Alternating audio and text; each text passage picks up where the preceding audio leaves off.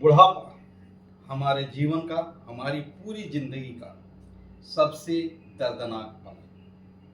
इस समय हमें हर कंडीशन में इनसिक्योरिटी फील होती है, अपनों के खोने का डर। जो बच्चे होते हैं वो बड़े हो जाते हैं और वो अपने पेरेंट्स को छोड़कर कहीं और चले जाते हैं। उन्हें अपना काम करना होता है, उन्हें अपने सिस्टम को चलाना होता है और वह चले जाते हैं और अपने पेरेंट्स को उसी जगह पे छोड़ देते हैं।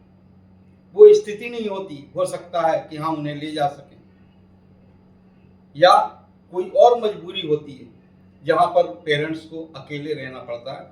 और ये हमारे समाज में, हमारे देश में, या देश में नहीं बल्कि पूरी दुनिया में जो है इस तरीके की चीज़ें हैं जहाँ सीनियर सिटीजन्स अकेले अपने घरों में बेचारे समय काटते रहते हैं। इसी थीम पर आधारित आज की हमारी पोएट्री है जिसका नाम है my mother at 66। It has been composed by Kamala Das. Kamala Das द्वारा रचित ये पोएम माई मदर एट 66 वैसे कोई ज्यादा बड़ा पीरियड नहीं होता, और वैसे भी age is what, just a number, एक नंबर है, ठीक है ना। हमारे अंदर वो उस फुर्ती, इसके अलावा वो यानी इस तरीके का जुनून होना चाहिए जिससे कि हम इस चीज को फील ही नहीं करें। लेकिन क्या करें, ठीक है ना, इनसिक्योर तो हो जाता है जीवन में। हम अपने आप को इनसिक्योर फील करने लगते हैं। इसे लिखा है कमला दास ने। एक छोटा सा इंट्रोडक्शन है कमला दास का। कमला दास का जन्म 1934 में हुआ था और डेथ 2009 में। ये मालाबार केरला में पैदा हुई थी। इनके लेख में नोवेल्स हैं, पोएम्स हैं और इसके अलावा छोटी छोटी कहानियां हैं, यानी नोवेल्स भी लिखे हैं, कविताएं भी लिखी हैं और शॉर्ट स्टोरीज भी लिखी हैं। इन्होंने जो लेख लिखा शुरू में, उन्होंने Madhavi Kutty, under the pen name of Madhavi Kutty नाम से लिखा। इन्होंने अपना नाम शुरू में प्रकाशित नहीं किया था।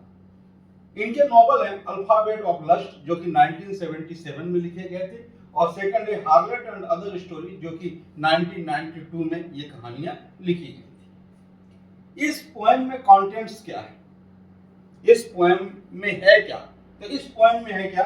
Human relationship. Human relationship, parents अपने वार्ड से, अपने बच्चों से जुड़ता है, उसे बड़ा करता है, और धीरे धीरे जैसे जैसे बच्चे बड़े होते हैं वह खुश होता जाता है। एक समय ये होता है कि वह बच्चे उसे छोड़कर चले जाते हैं।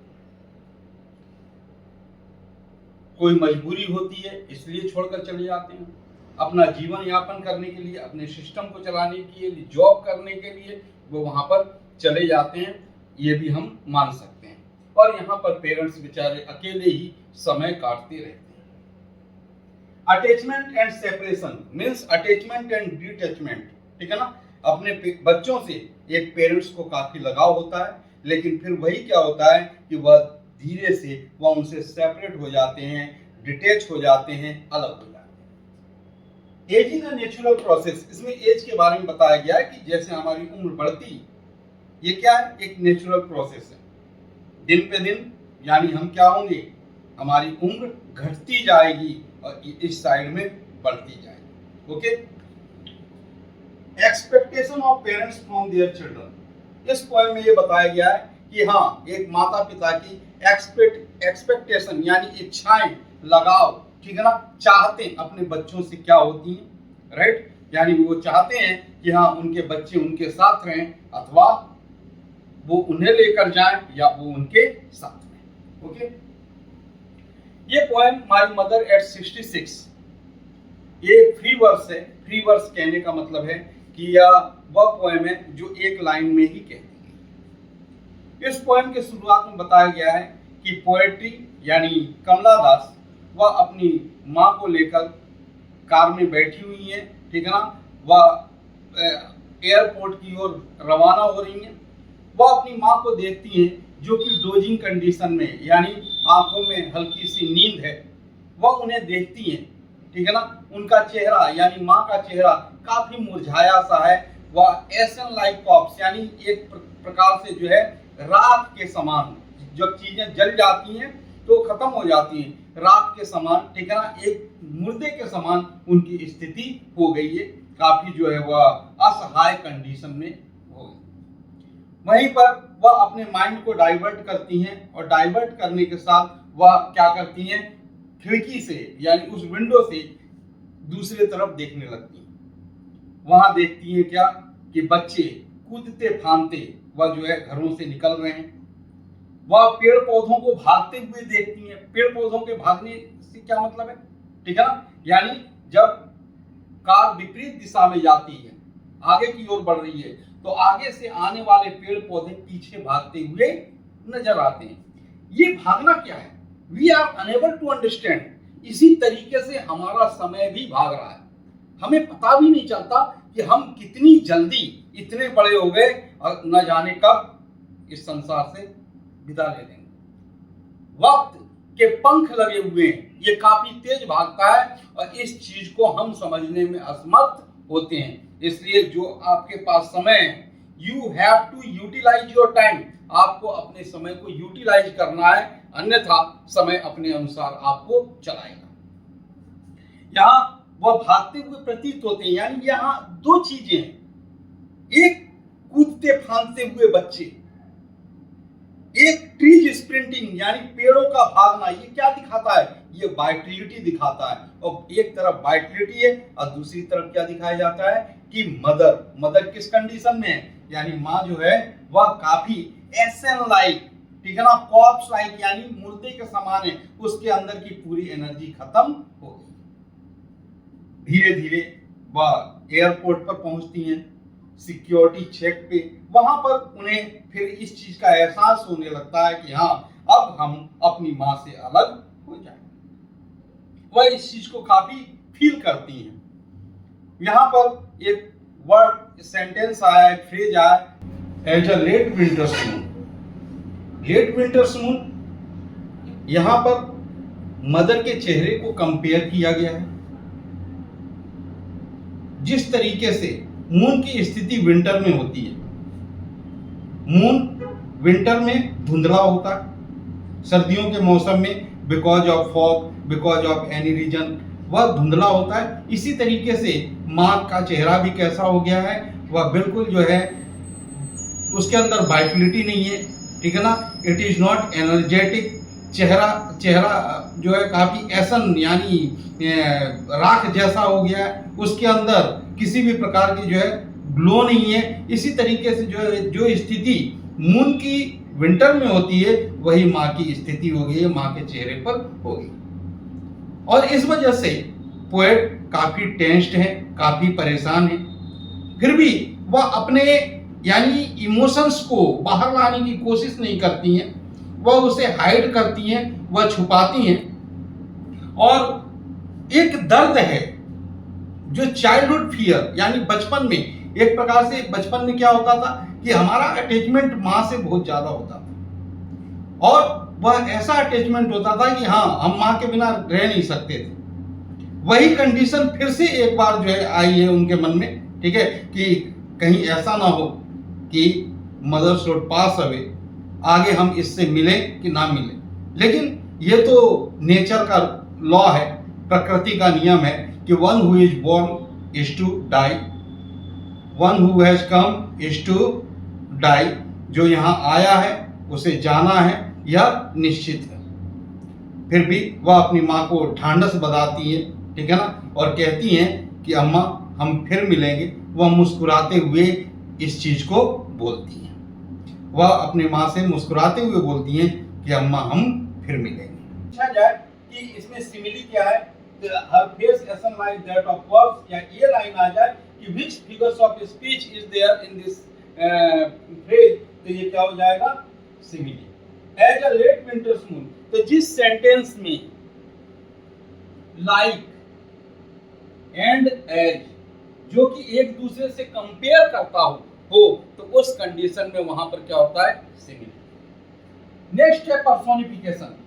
फर्स्ट है simile, second personification. Personification, trees sprinting, मेरी चिल्ड्रन स्पिनिंग, ठीक है ना, ट्रीज स्प्रिंटिंग, यानी ट्रीज स्प्रिंटिंग क्या है, पर्सोनिफिकेशन है। एक ट्रीज क्या कूदते फांदते नजर आते हैं क्या? नहीं। भागते हुए भागेंगे ट्री? नहीं। कौन भागते हैं?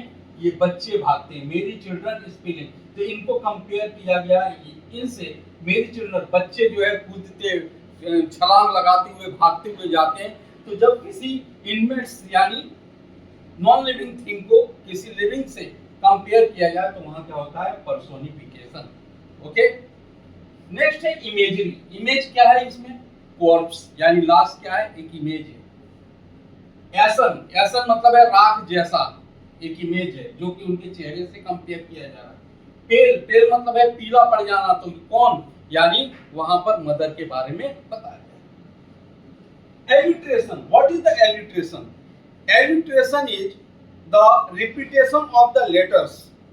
अगर किसी सेंटेंस में एक लेटर बार बार रिपीट हो तो उसे रिपीटेशन कहते हैं।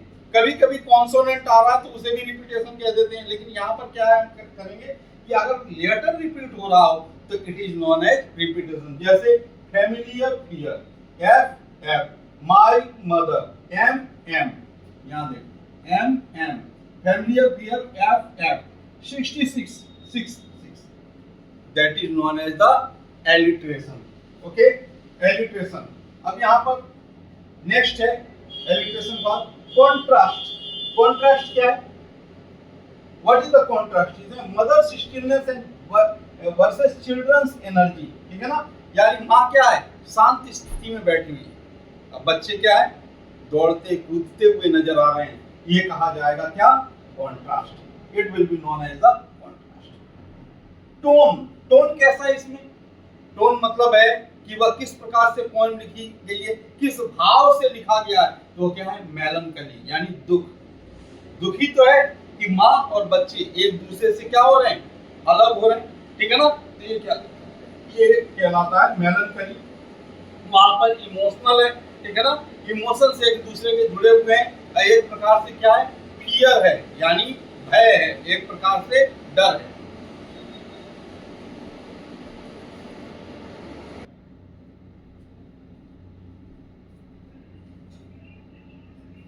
टोन क्या है? मेलनकली, इमोशनल एंड फियर। ओके। अभी क्या है कि हमारे बगल में एक रोड बन रही, उसकी ज्यादा बहुत तेज आवाज आ रही थी जिसकी वजह से मुझे थोड़ा पॉज करना पड़ा। यहाँ टोन है मेलनकली। मेलनकली मतलब है दुख। इसके अलावा इमोशनल, इमोशनल है, काफी इमोशंस है इन दोनों के बीच में। पेरेंट्स और चिल्ड्रन के बीच में तो इमोशंस होते ही हैं। और एक प्रकार का भय है। भय क्या है? भय नॉस्टैल्जिया, फियर ऑफ सेपरेशन, एक दूसरे से खो जाने का, एक दूसरे से बिछड़ने का डर भी है। जस्टिफिकेशन यहाँ है मेरी चिल्ड्रन वर्सेस पेल मदर, बिल्कुल एक दूसरे के अपोजिट। यहाँ पर मेरी चिल्ड्रन बच्चे बहुत खुश हैं, पेल मदर माँ उदास है। ठीक है ना? चेहरा पीला पड़ गया है यानी उसके अंदर जो है वाइटलिटी खत्म हो। पोएम, पोएम कैसा है? What type of poem this is? एक होता है जिसमें राइमिंग स्कीम होती है, लेकिन इस पोएम में कोई भी राइमिंग स्कीम नहीं है। लगभग ये 42 लाइन्स का पोएम है about, and it doesn't have any rhyming scheme. इसके अंदर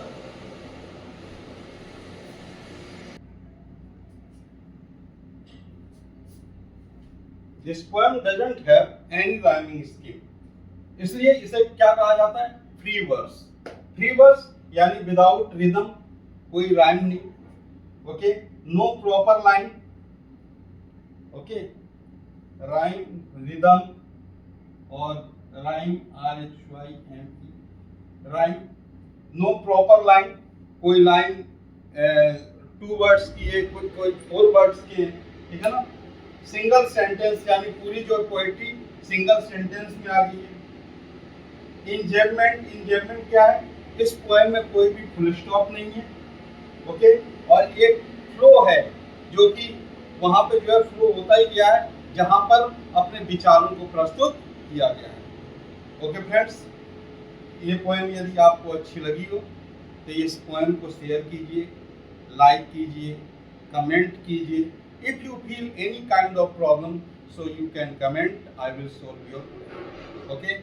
Thank you very much.